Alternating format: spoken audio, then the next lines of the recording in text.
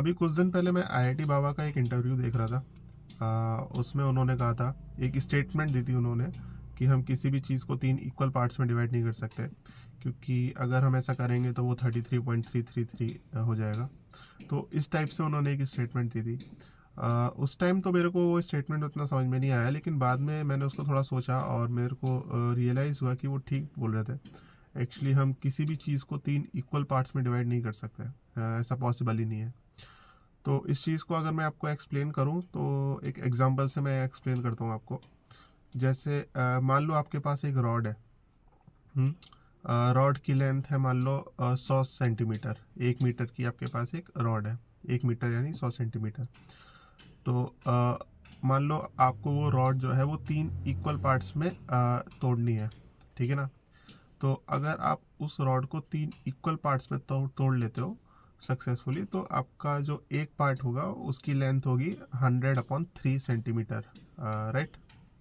100/3 ये लेंथ होगी एक पीस की। तो अगर आप ऐसा कर लेते हो तो फिर उसकी लेंथ 100/3 होगी। तो 100/3 होता है 33.33333। आप 33 लिखते चले जाओ डेसिमीटर डेसिमल के पास, डेसिमल के बाद में। तो वो वैल्यू होगी 100/3 की। लेकिन ऐसा पॉसिबल ही नहीं है 33.3333 लिखते चले जाना, है ना। तो इसका मतलब जो लेंथ है एक पीस की वो 100/3 नहीं है, क्योंकि उसकी जो लेंथ है वो तो हमें दिख रही है। वो तो कुछ फाइनाइट वैल्यू है उसकी, है ना। तो 100/3 तो उसकी वैल्यू नहीं हो सकती, क्योंकि 100/3 तो 33.3333 होगा। तो ऐसा तो पॉसिबल ही नहीं है।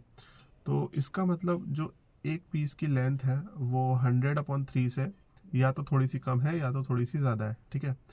और अगर ऐसा है तो उन तीनों पीस की लेंथ जो है वो इक्वल नहीं हो सकती, क्योंकि तीनों पीस की लेंथ का जो सम है वो 100 होना चाहिए, है ना, उसका जो सम है। तो इसका मतलब हर पीस की जो लेंथ है वो 100/3 नहीं है, और इसका मतलब कोई भी पीस इक्वल नहीं है। इस तरीके से मैंने इस चीज़ को समझा था, और मेरे को लगता है कि उन्होंने यही सोच के शायद बोला भी था। तो हाँ, मेरे को लगता है कि उन्होंने ठीक बोला, हम किसी भी चीज़ को 3 इक्वल पार्ट्स में डिवाइड नहीं कर सकते।